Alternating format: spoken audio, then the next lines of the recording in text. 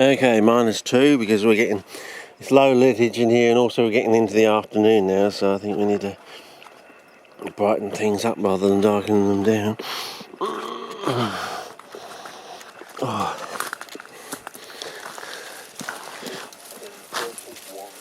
2:31. Had 4 swigs of this thing. Absolutely fan-fucking-tastic. Or should I say, fan-schmegging-tastic. For the people who are a bit offended by our Australian Aussie parlance. Oh, it's the land of the F-words, fellas. You get stung, bitten, or stabbed by something that's fairly deadly. It's definitely an F-word situation. Oh, Jesus, for God's sake, shut the door. I'm going to have to do something with this, fellas.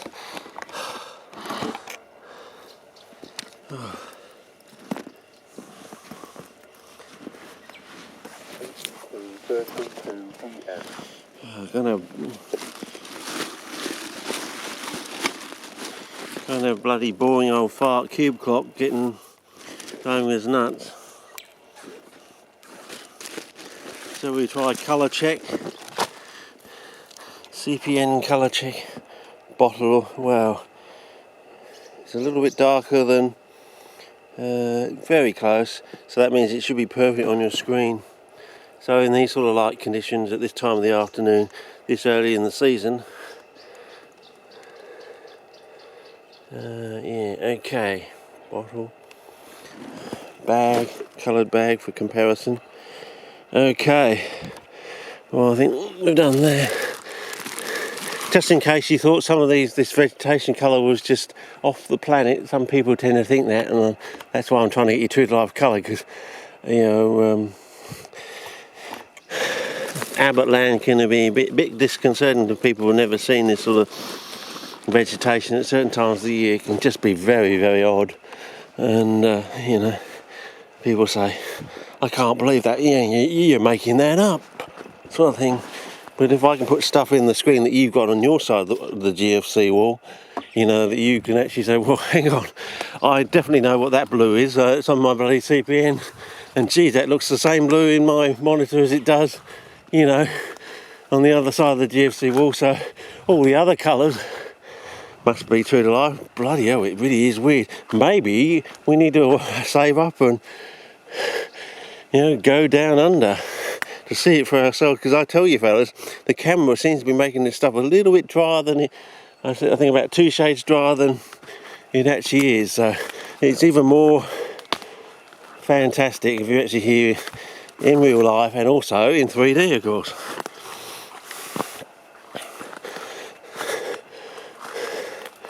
So I might just try and walk my way up the crest there, see if there is a track. If not, I might have to call it quits and call it a day, fellas.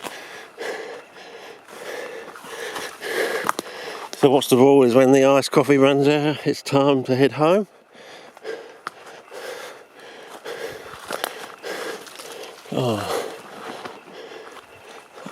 They say, no, not this litage is just too awesome.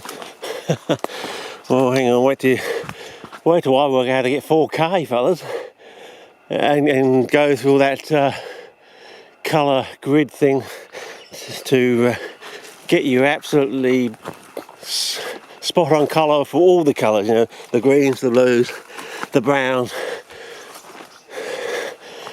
between the browns and the oranges, and the cyans, the magentas, purples, blacks and whites,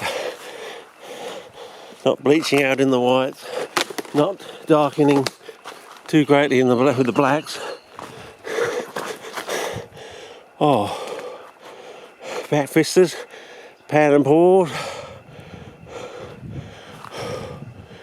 bit of wallage there, could have a bit of banana growing off some of those wallage down a little seep line. As I said, I'm mad for banana former mania, as I say. So if you've got any common Bananas, I'll accept anything banana, put it that way. You want your own little personal card, as I say, it looks like it's running at $1 for 10 minutes of normal footage, maybe $2 for 10 minutes of 4K or something like that. So if you want 10 minutes of 4K on something for your own little personal thiefdom, or your own little personal documentary, you might want to consider that. Sending me $2 worth of an interesting banana form I've never seen before. The best one I think I've ever seen is when I went to Canberra. These people had this thing called banana, the Gippsland form of banana. It was a chunky single fort thing with a bit of colour on, but it wasn't too gaudy, you know what I mean? Very sturdy, enough colour on it to make it very interesting, but not too, not these ones that sort of divide so many times they flop over and look like cousin it or something, And also it's a natural form, so it's not a hybrid or something that's bred to be bizarre. It was very interesting, very sturdy.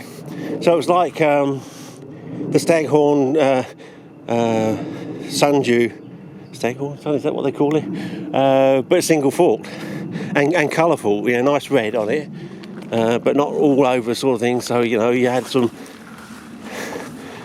divergent, dappling sort of effect sort of thing. Very nice.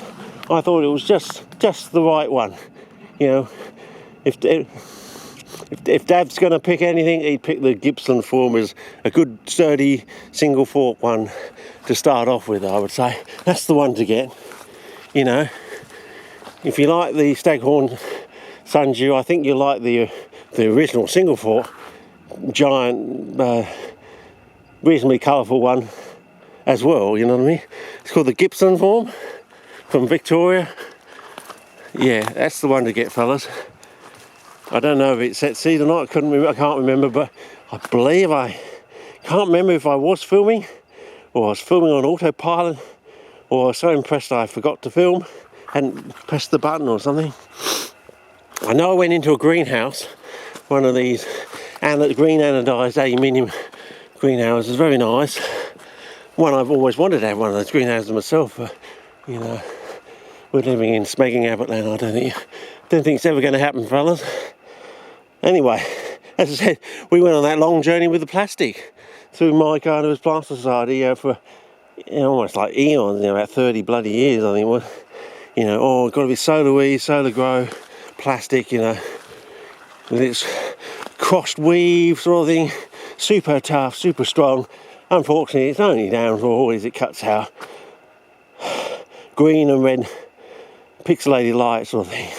Okay, green's not too much of a worry. Plants don't use green, they reflect it, that's why they're green. But the red from the red part of the spectrum, that was a bit of a worry. So when Donny used this cheap polythene, everyone said, "Oh no, you don't use that. It'll crack up." We both ended up using it after I got onto it, after he got onto it. And it lasted at least 3 seasons through our summer. How harsh our sun is. So it will crack up between the 3rd and the 4th season. So you basically have to replace it in the 3rd year before the 4th summer started, sort of thing. But the colour on these plants, I hadn't seen colour on plants like that since the 70s, So obviously this plastic, stopping the plants from colouring up and all that. But there's also, on the end of that, there's also the story about the bloody Capensis roots. I haven't seen decent Capensis roots on Capensis since the 70s. What's going on there? Of course, we did track down a few old buggers, and they said they used to use wild soil. There we are, being flogged off with this story, peat and sand. It's always something, peat and sand, And the old buggers are not even using bloody peat and sand. They're just using wild soil. Chalk that one up for the books, fellas. How bloody, I don't know, it was insulting, certainly demeaning, I would have thought.